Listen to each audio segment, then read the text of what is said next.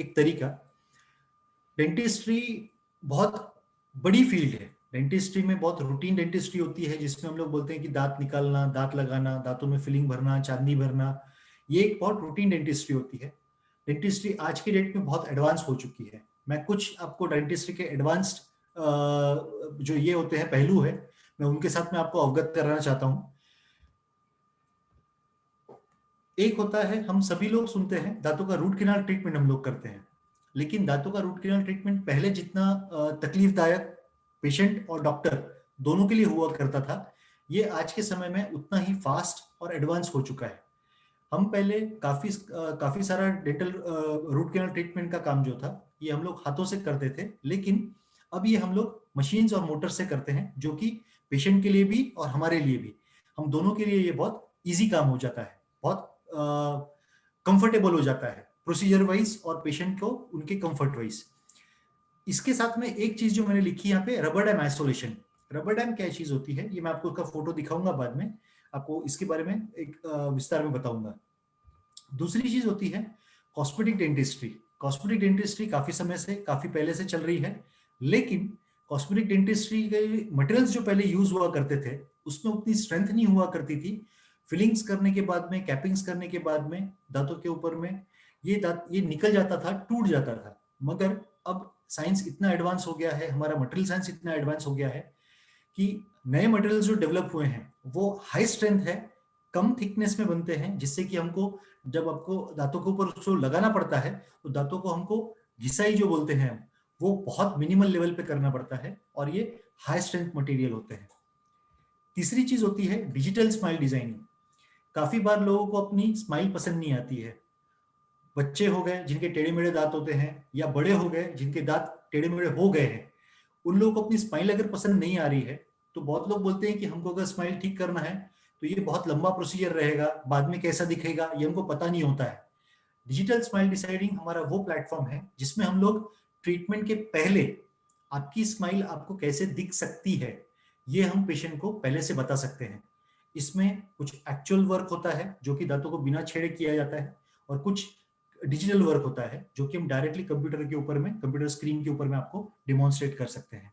मैं उसका एक एग्जांपल बताऊंगा आपको बाद में। और रिसेंट जो होता है वो है डेंटल इम्प्लांटोलॉजी। दांत एक बार हमारे ओरिजिनल दांत जो है वो एक बार गिर गए, उसके बाद अगर हमको फिक्स दांत अगर लगाने हैं, तो पुराने तरीके में हम दांतों के ऊपर कैप लगाया करते थे। लेकिन मान लीजिए कोई व्यक्ति ऐसा है जिसके सभी के सभी दांत गिर गए, और वो चाहते हैं कि उनके अब फिक्स दांत रहें अच्छी तरह से खाने के लिए, तो वो क्या चीज यूज करें? वो चीज आती है डेंटल इम्प्लांटोलॉजी। ये क्या होता है इसका भी मैं आपको एग्जाम्पल बताऊंगा। पहली चीज जो हमने बात की थी रूट कैनाल ट्रीटमेंट के बारे में। रूट कैनाल जो होता है, ये सभी को पता है, दांतों में कीड़ा जो लगता है उसको साफ करने के बाद दांतों के अंदर की नस जो होती है, ये नस जो इन्फेक्ट हुई रहती है, ये इन्फेक्टेड नस को इंस्ट्रूमेंट्स के द्वारा साफ साफ किया जाता है, और उसको आर्टिफिशियल मटेरियल से बंद करके ऊपर से उसको कैप लगाई जाती है। ये एक रूट कैनाल ट्रीटमेंट है। लेकिन ये ट्रीटमेंट जो होता था, ये पहले पूरी तरह से हाथ के भरोसे पे होता था, जिस वजह से सिटिंग्स जो होती थी एक रूट कैनाल ट्रीटमेंट को कंप्लीट करने के लिए लगती थी, ये काफी लंबी लगती थी। 3 सिटिंग्स, 4 सिटिंग्स, 5 सिटिंग्स, ऐसे इसका समय लगता था। और उसके बाद टाइम आता था कैपिंग करने का। तो एक दांत को ट्रीट करने के लिए आपको 7 से 8 सिटिंग्स का टाइम पूरा देना पड़ता था। लेकिन जो रिसेंट एडवांसेस जो है, उसमें मशीन्स के द्वारा जो फाइल्स हम लोग यूज करते हैं, वो फाइलिंग की वजह से हमारा काम जो है वो स्पीड अप हो जाता है, फास्ट हो जाता है। दूसरा तरीका होता है कि हम जब दांतों के अंदर से रूट कैनाल के लिए सफाई करते हैं, तो हमें कितनी अंदर डेप्थ तक सफाई करना है ये जानना पहले केवल एक्सरे एक अकेला तरीका था। अब उसमें एडवांसमेंट आ गया है, जिसमें से कि हम हमारे कुछ एक इलेक्ट्रॉनिक डिवाइस होता है जो कि एक वोल्ट का करंट यूज करता है, जो कि एक नेग्लिजिबल करंट होता है। ये 1 वोल्ट के इंस्ट्रूमेंट से हम ये जान सकते हैं कि हमें दांत की सफाई कितनी डेप्थ तक करनी है। ये चीज इसके अंदर में रूट कैनाल में एडवांसमेंट में आई है। एक चीज जो आपको मैं बता रहा था वो था रबर डैम। बहुत बार रूट कैनाल करते वक्त हम लोग केमिकल्स यूज करते हैं, हम लोग पानी यूज करते हैं, सलाइन यूज करते हैं, क्योंकि अंदर में सफाई करते वक्त गंदगी तैयार हो रही है, डेब्रिस तैयार हो रहा है। इसको जब फ्लश आउट करना होता है, क्लीन करना होता है, तो हमको बार बार ये केमिकल्स को यूज करने की जरूरत पड़ती है। ये केमिकल्स को हम लोग आपके पेट में ना जाए, आपके मुंह में ना जाए, उसके लिए हम लोग साथ साथ में सक्शन यूज करते हैं, जो कि वैक्यूम से वो पूरा का पूरा केमिकल को खींच लेता है।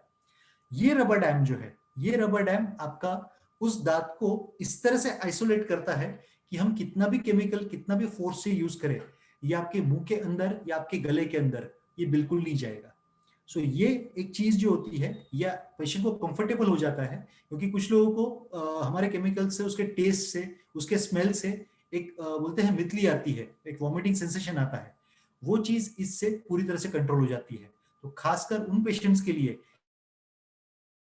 ये डेंटल ट्रीटमेंट में करते वक्त ये तकलीफ रहती है कि उनको बार बार वॉमिटिंग का सेंसेशन आता है, उनके लिए बहुत ज्यादा लाभकारी होता है, ये बहुत इफेक्टिव है। दूसरी चीज जो मैंने आपको बताई थी वो थी कॉस्मेटिक मटेरियल, जो कि हाई स्ट्रेंथ का होता है। दांतों के ऊपर में हम काफी बार, अगर हमारे दांत खराब है तो हम लोग उसके लिए कैपिंग एडवाइस करते हैं कि आप कैपिंग करके आप दांतों को ठीक कर सकते हैं। लेकिन कैपिंग करने के बाद में डेंटिस्ट आपको एक इंस्ट्रक्शन देता है, बहुत कड़क चीज ना खाए, बहुत हार्ड चीज ना खाए, उससे आपकी कैप या तो टूट सकती है या निकल सकती है।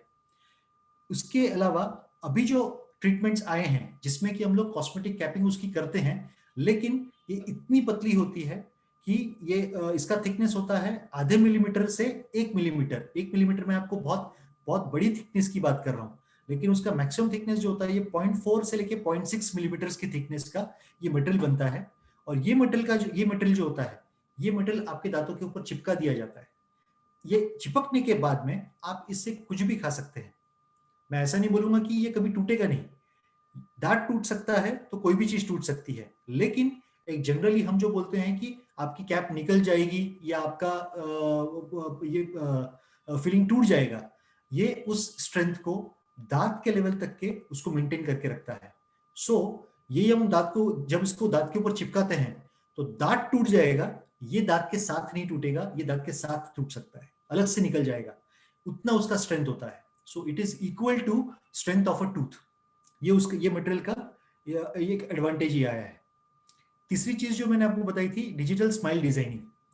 एक पेशेंट जो होता है जिसके दांत अगर खराब है और वो अगर अपनी स्माइल ठीक करना चाहते हैं और चाहते हैं कि हम उसकी स्माइल पहले ही कैसे दिखे आगे जाके, वो अगर हम करेक्ट करना चाहे तो डिजिटली हम उसके कुछ तरीके से हम उनके फोटोग्राफ्स लेते हैं, कई एंगल्स में फोटोग्राफ्स लेते हैं, उसको हमारे एक सॉफ्टवेयर में फीड करते हैं, और वो सॉफ्टवेयर में फीड करने के बाद में उसका हम एक एक मॉक वर्क मतलब उसका एक ऐसा वर्क जो कि हम पेशेंट के दांतों को बिना छेड़े बना सकते हैं, उसके ऊपर उसकी तैयारी करते हैं, और फिर उसका ट्रायल हम लोग पेशेंट को दिखा सकते हैं कि ये मॉक वर्क करने के बाद में आपके दांतों की संरचना जो है वो किस तरह दिख सकती है। एडवांटेज ये है कि इस स्टेज तक के आपके दांतों को किसी प्रकार से छेड़ा नहीं गया है। मतलब ये है कि अगर आपको ट्रीटमेंट पड़ता है आप कंटिन्यू कर सकते हैं, अगर आपको नहीं पड़ता है तो यहाँ पे आप अपना स्टॉप कर सकते हैं। सो बेसिकली आपके दांतों को बिना डैमेज किए आप कैसे दिख सकते हो, ये भविष्य में आपको देखने के लिए ये डिजिटल स्माइल डिजाइनिंग का टेक्निक आपका बनता है। आखिरी में जब हम उसका फाइनल प्रोडक्ट बनाते हैं तो ये आपका पहले आपके प्रोडक्ट जो हमने आपको दिखाया था ये एग्जैक्टली उससे मैच करता है, क्योंकि ये पूरा का पूरा वर्क जो होता है ये डिजिटली डिजाइन होता है और डिजिटली मिलिंग होती है। इसको कैड कैम बोलते हैं। कैड कैम काफी लोग जानते होंगे जो टेक्निकल फील्ड को बिलोंग करते हैं, बट कैड कैम होता है computer assisted designing, computer assisted milling. इसका मतलब है कि हमने जो डिजाइन किया वो उसी प्रिसाइसनेस के साथ में वो मिल होके आपके दांतों के ऊपर फिट होगा। तो ये चीज होती है डिजिटल स्माइल डिजाइनिंग। दूसरी इसके बाद जो एक लास्ट एक चीज जो है वो आपको बताऊंगा, डेंटल इम्प्लांटोलॉजी। एक व्यक्ति का किसी का दांत अगर मिसिंग हो जाता है, निकल जाता है, टूट जाता है किसी भी वजह से, चाहे वो सडन लगने की वजह से हो या एक्सीडेंट की वजह से हो, उसको रिप्लेस करने के लिए अभी तक की जो हमारे पास में टेक्निक्स अवेलेबल थी उसमें हम लोग क्या करते थे, आपका एक दांत साइड का, दूसरे दांत साइड का, इन दोनों के कैप के आधार के ऊपर में बीच में एक दांत लगा दिया करते थे। अब इसमें क्या होता था कि आपके आजू बाजू वाले दांत जो है जो अच्छे हैं उनको हमको छोटा करके उसके ऊपर कैप लगा के उसके बीच में उसको सपोर्ट देके दांत लगाना पड़ता था। दो दांतों को, अच्छे दांतों को हम लोग उसमें छेड़ते थे, ऐसा बोलेंगे कि इंटेंशनली हम उनको डैमेज करते थे। ये चीज अब डेंटल इम्प्लांटोलॉजी की वजह से अवॉइड हो गई है, जो कि जहां से दांत हमारा निकल गया है उसी जगह की अंदर की हड्डी में हम एक टाइटेनियम का एक स्क्रू होता है जो कि फिट करते हैं उस बोन में, उसी तरह से जिस तरह आपकी दांत की जड़ फिक्स होती है, और उसके ऊपर अटैचमेंट लगा के आपका दांत जो है वो वहां पे फिक्स हो जाता है। डेंटल इम्प्लांटोलॉजी कई तरीके से, कई मायनों में उन लोगों के लिए बहुत ज्यादा फायदेमंद है जिनके दांत मिसिंग है, जिनको चबाने की तकलीफ है, कॉस्मेटिकली उनको दांत एकदम नेचुरल तरीके से चाहिए, हमारे अच्छे तरीके से, तो ये डेंटल इम्प्लांटोलॉजी उनके लिए काफी अच्छी टेक्निक होती है। दूसरी एक चीज होती है, जिनके बिल्कुल भी दांत नहीं है वो लोग डेंचर्स यूज करते हैं, हम जिसको कवड़ी बोलते हैं। तो ऊपर का डेंचर होता है, नीचे का डेंचर होता है। काफी बार ये डेंचर्स एक समय के बाद में लूज होना शुरू हो जाते हैं, ढीले पड़ जाते हैं, बात करते हैं निकल जाता है, हंसते हैं गिर जाता है। इस वक्त जो डेंटल इम्प्लांटोलॉजी है वहां पे उसका रोल काम में आता है। जिस तरह से एक डेंचर जो होता है उसको नीचे मसड़ों के ऊपर में सपोर्ट पे वो फिक्स होता है, लेकिन ये मसड़ों के अंदर जो बोन होती है वो डेंचर के यूज के साथ में वो मसड़ों की बोन जो होती है वो बोन धीरे धीरे करके कमजोर होती है, थिकनेस में कम होना शुरू होती है over the period of time, जिसकी वजह से वो डेंचर की पकड़ जो है वो पकड़ लूज हो जाती है। ये पकड़ लूज होने के बाद में डेंचर जब ढीला हो जाएगा तो ना वो आपके ठीक से फंक्शन में काम में आएगा और ना ही आपको एक बाहर उसको सोशली पहनने में आपको कंफर्टेबल रहेगा। ऐसे वक्त वो डेंचर को केवल स्टेबल करने के लिए, ताकि आप बात करें या खाना खाए तो वो डेंचर ना हिले, इस वक्त हम केवल 2 इम्प्लांट का सपोर्ट लेके वो डेंचर को वहां पर फर्म कर सकते हैं। मैं फिक्स नहीं बोल रहा हूं क्योंकि ये डेंचर आप अपने हाथ से निकाल सकते हो, लगा सकते हो, लेकिन ये उस तरह से फिक्स रहेगा कि आप बात करेंगे, खाना खाएंगे तो ये निकलेगा नहीं, ये अपना काम फंक्शन पूरी तरह से कर पाएगा। लास्ट टेक्निक जो होती है जिसमें कि अगर पेशेंट का एक भी दांत नहीं है लेकिन वो चाहता है कि वो पूरी तरह से उसमें एक फिक्स दांतों की तरह अपना खाना चबा पाए, फिर से वो आनंद लेना चाहता है हमारे जवानी के समय का, कि जब हमने दांतों की ख्याल रखना चाहिए था शायद ना रखी, इसलिए वही ये पोजीशन आ गई है। उन लोगों के लिए दांतों की इसमें हम इम्प्लांट्स प्लेस करके पूरी तरह से दांतों को फिक्स कर देते हैं। ये फिक्स दांत जो है ये पेशेंट नहीं निकाल पाता, लेकिन जरूरत पड़ने पर हम लोग निकाल सकते हैं। सो ये जो होता है ये डेंटल इम्प्लांटोलॉजी ने आज हमको ये एक टेक्निक दी है जिसकी वजह से हम पेशेंट को या उन लोगों को वो एक संतुष्टि दे सकते हैं जो फिक्स दांत से पाते हैं। सो ये एक डेंटिस्ट्री का मेरा एक प्रेजेंटेशन आप लोगों के लिए था जो कि बहुत ब्रॉड है। डेंटिस्ट्री मैंने जो पढ़ी है वो 8 सालों के लिए पढ़ी है, मेरे ग्रेजुएशन पोस्ट ग्रेजुएशन के लिए, प्लस उसके बाद मेरा एक 15-16 ईयर्स का मेरा एक्सपीरियंस है। मैं अब भी सीख रहा हूँ, नहीं सीख रहा हूँ ऐसा नहीं है, इसलिए मेरे पास डेंटिस्ट्री के बारे में बताने के लिए इतनी चीजें हैं कि ये शायद टाइम हमारे लिए कम पड़ेगा। बट चलिए देखते हैं हम लोग कितना इसको यूटिलाइज कर सकते हैं।